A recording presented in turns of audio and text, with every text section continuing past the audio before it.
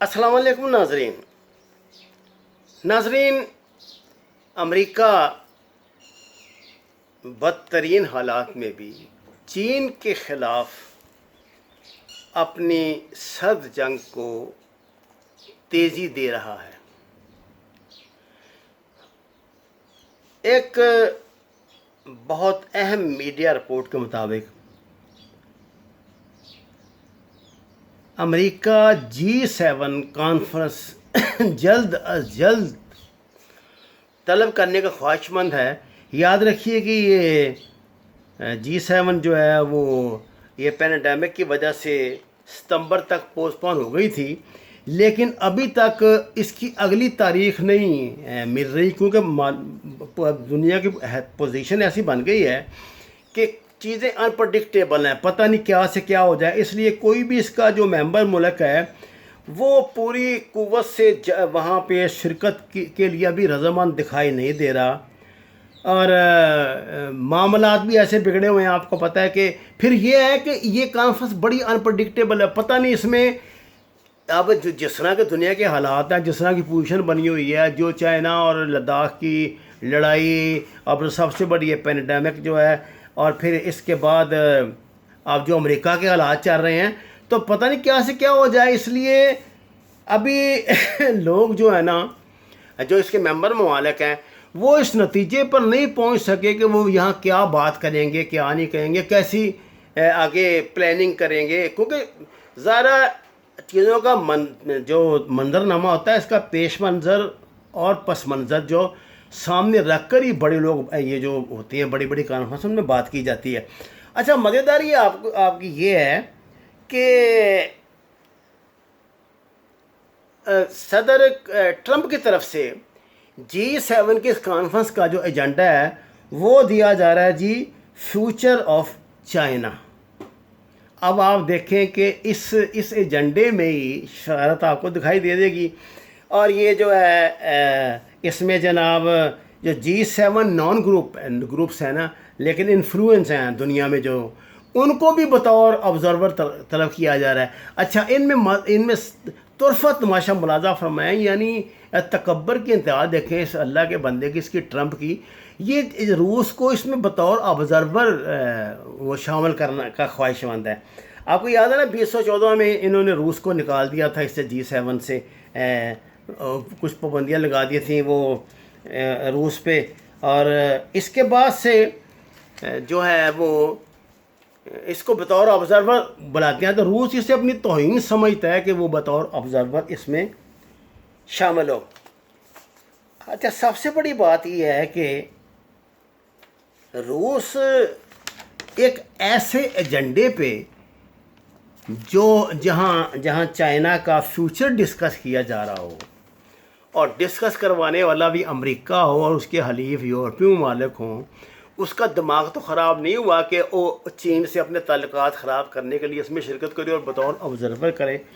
तो इसमें रूस की chairman federation council committee of international affairs के जो है ना, कॉन्स्टेंटाइन कोसाशेव, उन्होंने कहा जी कि अमेरिका, पहले तो हम बतौर ऑब्जर्वर इसमें शामिल होना ही अपनी तौहीन समझते हैं कि हम दुनिया में एक पावर हैं, दुनिया की मतलब सुपर पावर थे कभी, लेकिन ऐसी इतने गए गुजरे तो अब नहीं है कि आप हमें बतौर ऑब्जर्वर वहाँ पे बैठाएंगे, क्योंकि जो ऑब्जर्वर होते हैं ना जी, उनके इख्तियारात महदूद होते हैं। वो जो राय देते हैं बसा औकात उनकी राय कंसीडर ही नहीं की जाती। मेंबर ममालिक की हैसियत तो और होती है। एक तो पहली बात यह है कि उन्होंने कहा है कि अमेरिका को चाहिए सबसे पहले तो रूस की बड़ी इज्जत के साथ मेंबरशिप बहाल करे, जो वो कभी नहीं करेगा। फिर वो ये कहते हैं कि अगर आप हमें वहाँ बुलाएंगे और डिस्कस करेंगे चाइना के मामला, तो आप क्या समझ देंगे हम इतने बेवकूफ़ हैं कि इसमें शामिल होकर चाइना को नाराज़ करेंगे।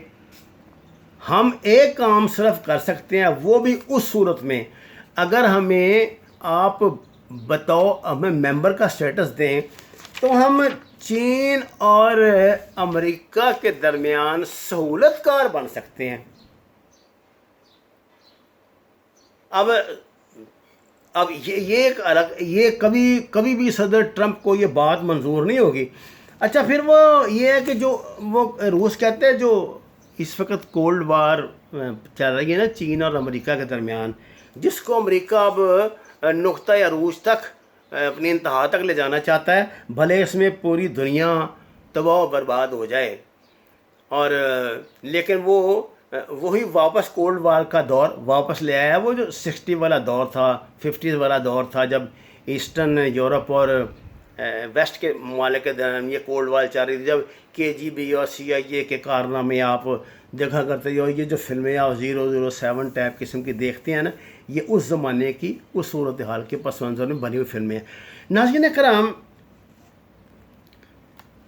امریکہ خاص طور سے جو امریکہ کے پریزیڈنٹ ہیں مسٹر ٹرمپ، وہ پتہ نہیں اپنے آپ کو ابھی تک کیوں عقل کل اور دنیا کا مالک سمجھنے پر تلے ہوئے ہیں۔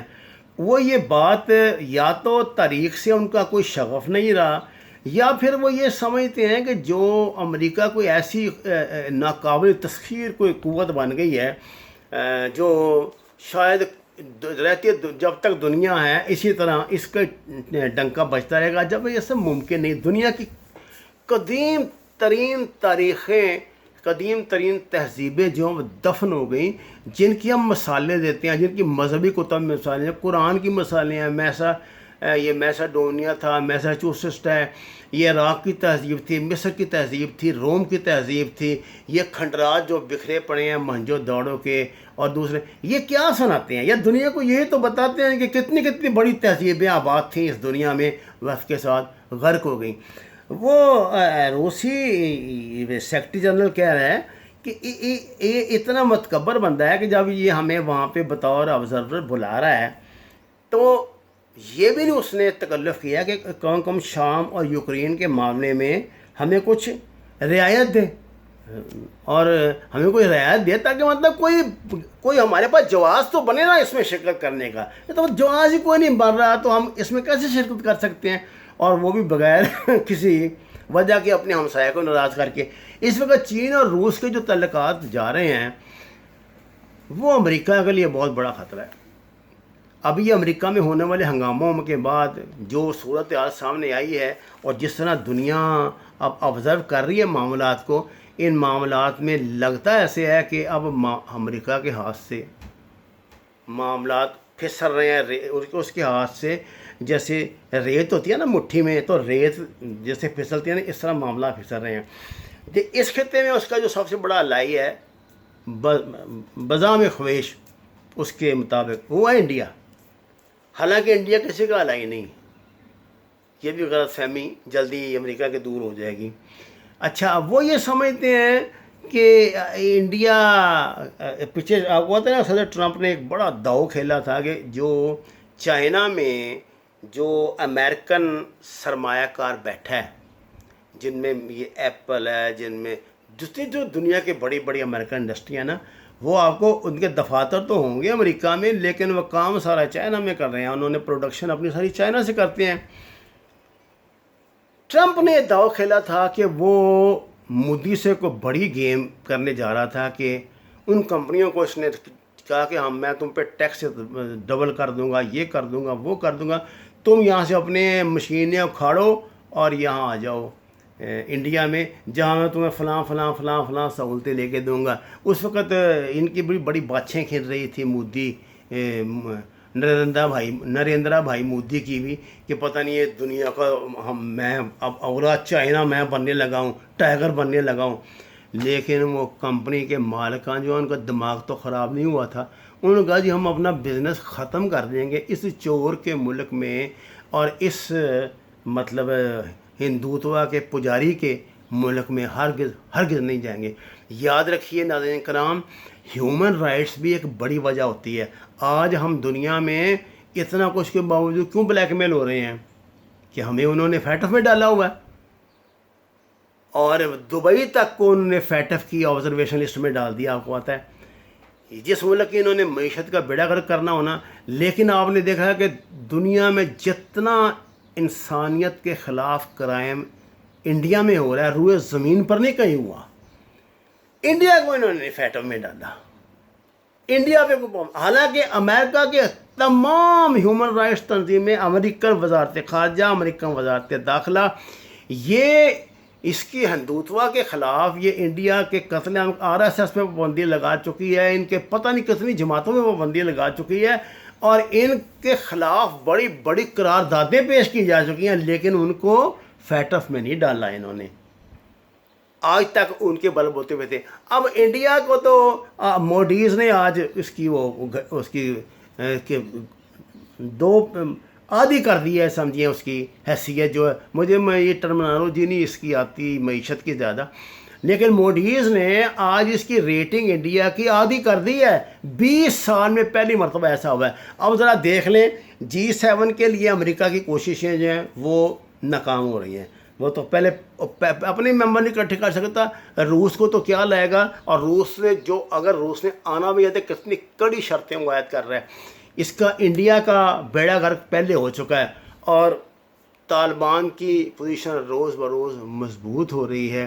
नाज़रीन कराम, दुनिया का आलमी मंजरनामा बहुत तेज़ी से बदल रहा है। मैं आपको ये चस्केदार जो पाकिस्तानी मलक रियास साहब के साहबजादियों का, ये जनाब उस शुगर स्कैंडल के फलाने का, ये मियाँ साहब की फ़ोटो आ गई, मियाँ साहब बीमार हैं कि मियाँ साहब बीमार नहीं हैं, ये हमारा मसला नहीं है।